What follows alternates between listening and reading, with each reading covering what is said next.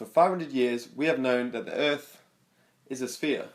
Now recently, Vegan Gains made a video on me, taking a segment I did on a recent London Real episode, where I was talking about the potential of another theory. What are your thoughts on the flat Earth theory, Mr. Timothy Sheaf? I wanted to watch the video as a sort of roast to myself, an ego check if you will, and to see if Vegan Gains had any insights I had overlooked to offer me. Now, I know this is going to sound completely retarded, but just hear me out. You see, the Earth is actually flat. Now fair enough, Vegan Gains, it was harsh, but the usual VG shtick that we come to expect, and you're entitled to that opinion. I shouldn't have spoken in such a definitive way about something I don't know everything about. I am Tim the Human after all. Forgive me for being human. Some people like to stir things up and gossip about others, whereas I like to stir things up in a more philosophical, flip the world kind of way. Now I'm making this video for my followers and supporters as I feel I owe it to you to explain such outrageous statements. I've always liked puzzles. I can solve a Rubik's Cube in 24 seconds. I like Sherlock Holmes' way of thinking, and I got into uni, as I said in the London Real interview, to study maths and physics. I like looking and understanding things. Sometime last year I saw a load of heat being fired at these so-called flat earthers. Now as a human trying to practice understanding and not judgment, I wanted to see if I could comprehend how people in today's modern age could possibly think such an insane idea. And as Aristotle said, it is the mark of an educated mind to entertain a thought without accepting it. And I wanted to practice just that. Now of course the earth is round, and it's easy to prove, but I wanted to prove it to myself as an adult. I think it's important to recheck beliefs and why we feel them every once in a while. It's the same train of thinking that led me to being a vegan. Now I love the earth. As you see in my videos, my vlogs, I'm out swimming in lakes, running in mountains, appreciating the rivers and the oceans, and I took this as an opportunity for me to understand it more fully. But if this topic angers you at all and you feel disgust rising in your belly at just the thought of it, then please close the video now, get on with your life. I don't want to perpetuate your frustration. For those remaining that like critical and independent thinking, science and puzzles, if you will just humour me and follow my train of thought. Now I wanted to go on a journey into my mind and understand what in my head makes me so sure the Earth is a sphere. What's my history? What have I been taught? What things have I learnt myself? What have I observed? Why do I know this to be true? So I came up with 4 identifications. Space, we've been to space of course, we can see the Earth from space. It's a sphere, it's round. 2, science, gravity, all that stuff. How would that work on a flat Earth? 3, geography, surely we just sail off the edge if the Earth was flat. This is going to be easy to prove. 4, observations. What observations can I make? And for me, this is where I want to begin the journey into simple observation. As Buddha called it, ultimate truths. What are the ultimate truths to me? For you, you may have been to space, you may have circumnavigated the globe vertically, and an ultimate truth to you might be the Earth is round from your own observations. But for my observations, I haven't been to the North, the South Pole, I haven't been to space. So for my ultimate truth, how can I observe the Earth to be a sphere? I've been to the seaside many times, and on a few occasions I remember watching boats disappear into the horizon. This is one of the obvious proofs. I think a lot of people mention this when it comes to disproving flat Earth, and it's very fair to think that way. But when I looked into it, I actually discovered that boats don't actually disappear over the horizon. That's perception due to our limited eyesight. And when you zoom in to a boat on the horizon, you can actually see the boat reappears, and it doesn't disappear in the horizon. You can still see the bottom of the boat. So it's not actually disappearing over the curve, it's just disappearing into the distance. Now as an avid traveller, I've flown many times, and out of the window of a plane, I always try and get the window seat. There's a good tip for you. Always choose the window seat. Get those beautiful views that none of our ancestors could see. I've seen the curvature of the Earth. Now not where there's mountains, because of course you can't tell, it's all rocky. Where there's ocean, water always sits flat, right? So you could see the curvature of the Earth. Now since looking into this and looking again, I couldn't actually see the curvature of the Earth when I found a clear patch of sky when there's no clouds over the ocean. Those few occasions I looked out and it actually would appear to be flat for me, and I put a book up. Couldn't see any notable curvature there. Now of course that's only 40,000 feet, maybe the plane isn't high enough up, but this is just one of the observations that I thought would be obvious to disprove it. Now I looked online for some amateur balloon footage, because this is something I could do myself but I haven't got around to doing yet, and there's video of a balloon going up to 121,000 feet, and again I couldn't see any curvature on this. But of course this doesn't prove anything. Maybe 121,000 feet just isn't high enough up for us to see anything, or it could have been edited. Now another observation to be made is on the few times I've been to the southern side of the hemisphere, is that the moon is upside down from when you're on the northern side of the hemisphere. Though when I looked into it, I could see it was an oversimplification, and the moon is actually viewed at all 360 degrees of inclination, depending on which part of the Earth you're viewing it from. Another obvious proof is when I look out into the sky and I see the moon, the planets, the sun and the stars, they all are spheres. That would make it incredibly likely that this too is a sphere. Though this is not proof, as I've only lived 28 years of my life on this platform, having never left it, it doesn't make it definitive. Now, just because snooker balls are perfect spheres doesn't mean the table upon which it sat is a sphere as well. Here's a clip of Carl Sagan explaining how Eratosthenes deduced in the 3rd century that the Earth was clearly globular. But how could it be, Eratosthenes asked, that at the same instant there was no shadow at Syene and a very substantial shadow at Alexandria? The only answer was that the surface of the Earth is curved. Now, I don't know about you, but for me, that doesn't necessarily prove indefinitely that the Earth is globular. It just shows that the source of light, the sun, was directly above the tower at Syene and not above the other tower. One topic that fascinated me when it came to observations that we can make from Earth was the topic of star trails. Flat earthers claim that the beautiful trails left across the sky when you take a time-lapse or long-exposure photo are caused by the stars rotating above our heads and that we are in fact stationary. Now, having done some research and looked at how both sides of the discussion perceive it to be, from my perspective, both work. And if you want to do some more research yourself, there's a really cool app you can download called Stellarium, though I won't go into it too much here as we have a lot to cover. Now, one of the proofs Vegan Gains kindly offered that the Earth is a sphere. Even thousands of years ago, people figured out the Earth was a ball due to lunar eclipses. Though it's not very well known and doesn't happen very often, a selenelion is when it's possible to see both the sun and the moon in the sky at the same time during a lunar eclipse. Flat earthers claim this is due to a shadow object, satellite of the sun, passing between it and the moon. Globe earthers explain this due to atmospheric refraction. Now, I've always been fascinated with the ancient Egyptians, and the way they understood the world wasn't built off the modern technology or the fact that we've got space travel that we now have.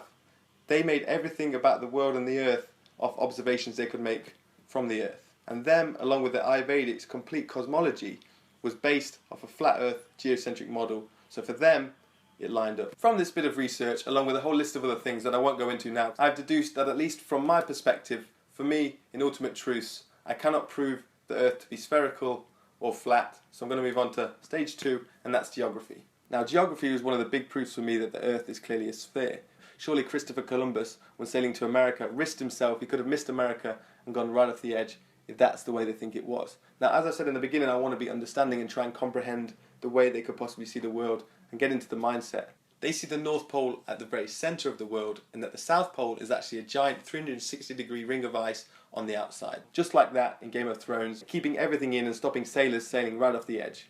Others think it's a giant dome, much like that in Truman Show. Now, as a humble human who's lived a mere 28 years of life on this planet, I can laugh and scoff at how ridiculous these claims are, but I've only been around, travelling from country to country, never really too close to the icy climates. I can't say for certain that it's an ultimate truth that this isn't the case. Just like if you had a load of ants in an ant farm in your house, they would see the world as the existence within the ant farm, and they wouldn't know anything exists beyond it. To them, circumnavigation is just flying in a big circle over the Earth. They claim that the sun and the moon are actually a lot smaller and a lot closer to the Earth than we're actually being told. The sun is actually a spotlight, travelling in 24-hour circles above the Earth.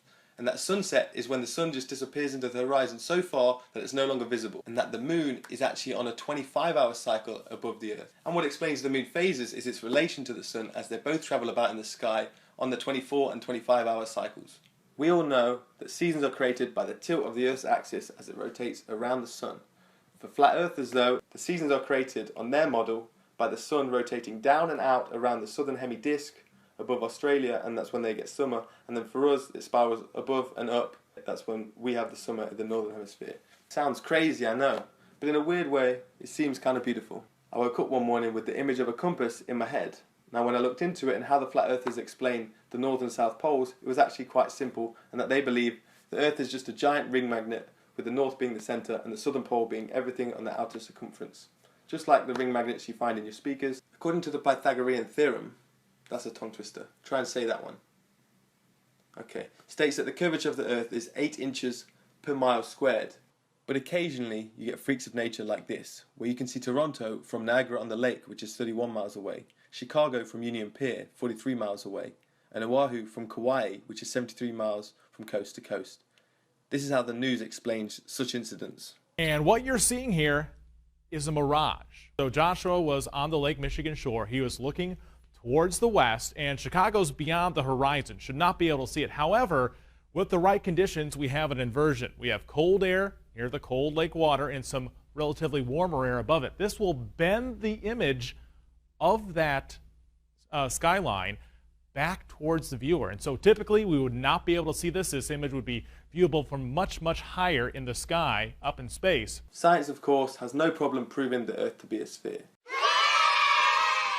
Now, before we get too sloppy deep-throated modern science, I'd like to remind ourselves of what the late Terence McKenna once stated, and that modern science is based off the principle, give us one free miracle and we'll explain the rest. The hard swallow built into science is this business about the Big Bang. This is the notion that the universe, for no reason, sprang from nothing in a single instant.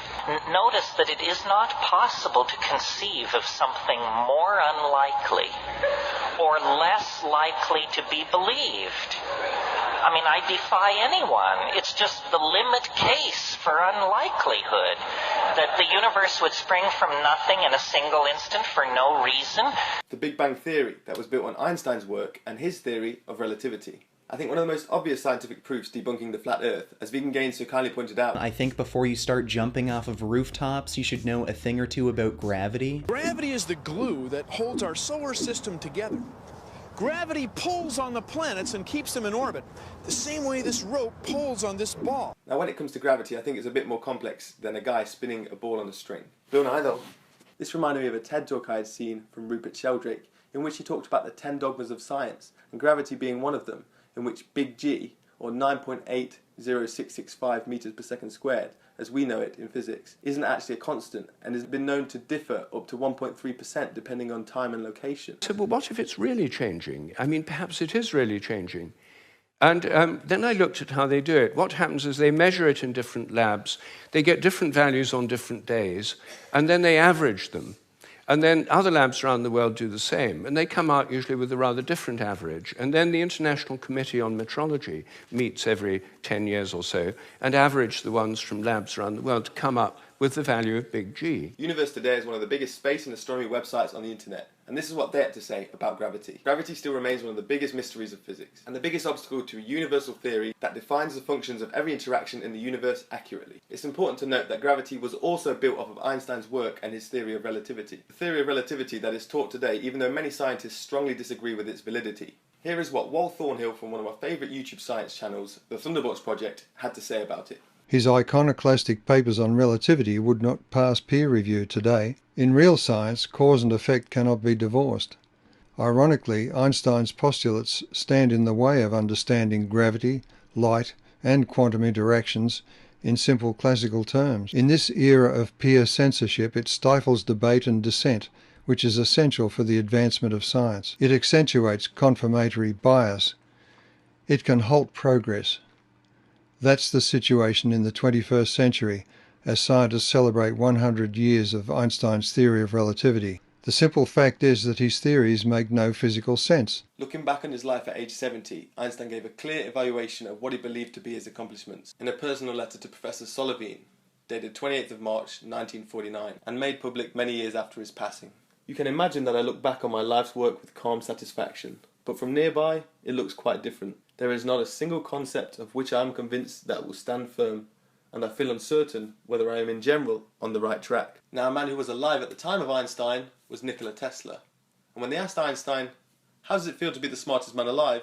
He replied, I don't know, ask Tesla. Here is what Tesla had to say when they asked him about Einstein's theory of relativity. Einstein's relativity work is a magnificent mathematical garb which fascinates, dazzles, and makes people blind to the underlying errors. The theory is like a beggar clothed in purple, whom ignorant people take for a king. Its exponents are brilliant men, but they are metaphysicists rather than scientists. So of course this is just one man's opinion. Tesla also stated that the Earth was a realm and not a planet. I'm not trying to discredit Einstein, he certainly offered the world a lot of wisdom. I'm simply offering another prominent perspective from science that we're not often taught. For flat earthers, they claim that gravity would not be necessary, for there would be no force needed to stick to the underside, as wherever we are on the plane, up is the same up, down is the same down, and they say it's density that determines your place in space. They pose the question that if gravity is a constant wherever you are on Earth, and if the Earth is spinning at different rates depending on where you are on the Earth, faster at the equator and slower at the poles, why doesn't all the water rush to the equator, a bit like if you spin a wet tennis ball? According to NASA though, this does happen and the Earth is actually an oblate spheroid. It's like pear-shaped. As you can see, science doesn't have the universe all figured out as black and white as some of us so dogmatically believe. What if some modern scientists are just too afraid to look at the universe from a geocentric perspective, for fear of looking unscientific? There's loads of other science you can do to understand how each side of the discussion explains it on their model, such as the Coriolis effect or gyroscopes, but for now, I'm going to move on to the final proof that the Earth is a sphere, the fact that we've been to space.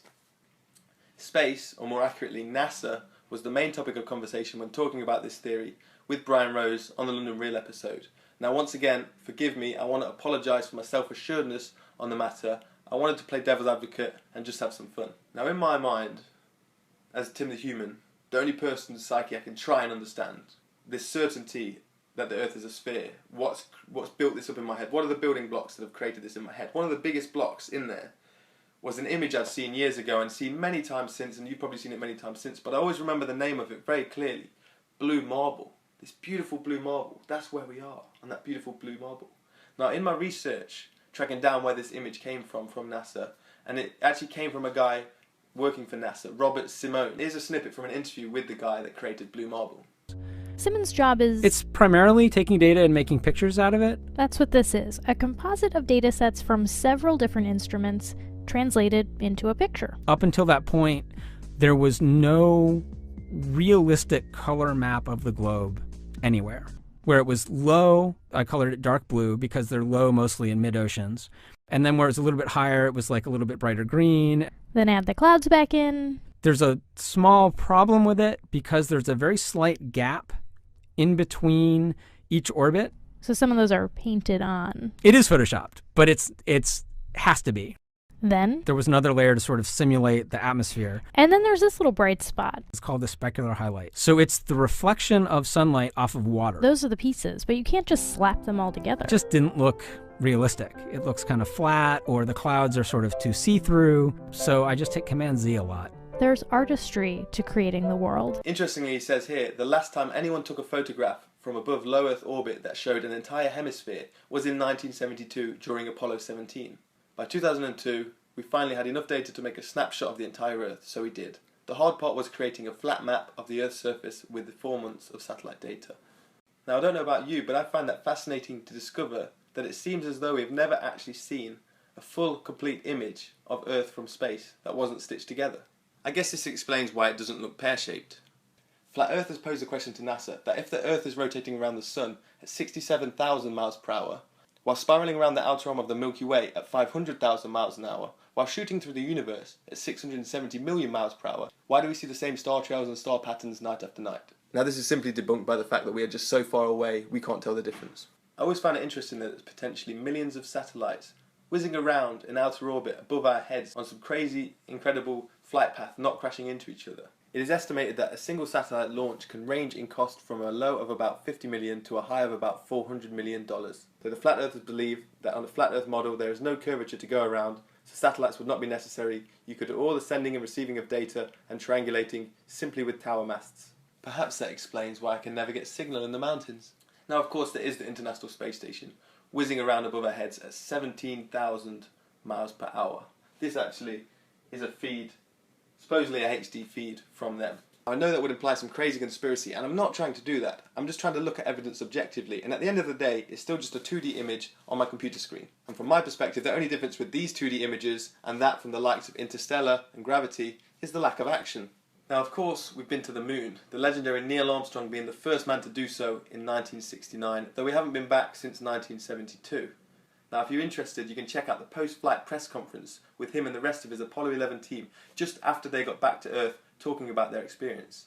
Now, if that was me, I would be absolutely buzzing, tripping off life right there, wanting to tell everyone about my story. But these guys, you know, they seem quite introverted, and maybe that's just what it takes to be an astronaut. Now, in the London Real interview, and Vegan Gains picked up on it, I made a joke about the fact that I haven't seen Kim Kardashian yet take a selfie from the moon of her and the Earth. This was just me poking a bit of fun at the fact that technology has come on so far, and yet we haven't been back to the moon in 44 years. Come on, I'm waiting on that commercial space travel, guys. If the Earth really is flat, as these flat earthers so ludicrously claim, why would they lie?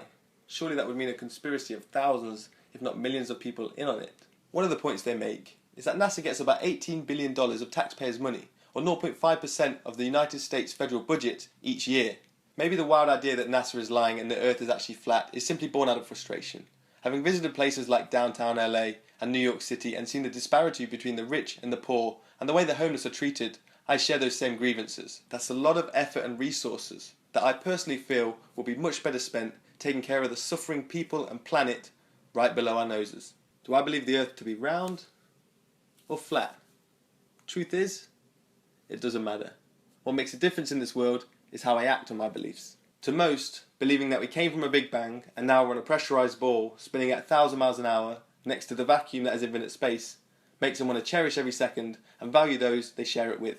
And to others, if believing that the earth is completely stationary and that the sun, the moon, the heaven, the stars and the planets all rotate above our heads like a giant baby mobile makes them act more appreciative of the earth and treat each other more lovingly, then to me, that's what counts. Whether you're a globe head, flat earther, or think the world is held up by 4 elephants and a sea turtle, let's be mindful that each person's belief is based on a unique journey, one that only they have lived in order to see what they currently see and feel what they currently feel. Our ability to be understanding of that journey is what defines our own character. Now who's up for an expedition to Antarctica?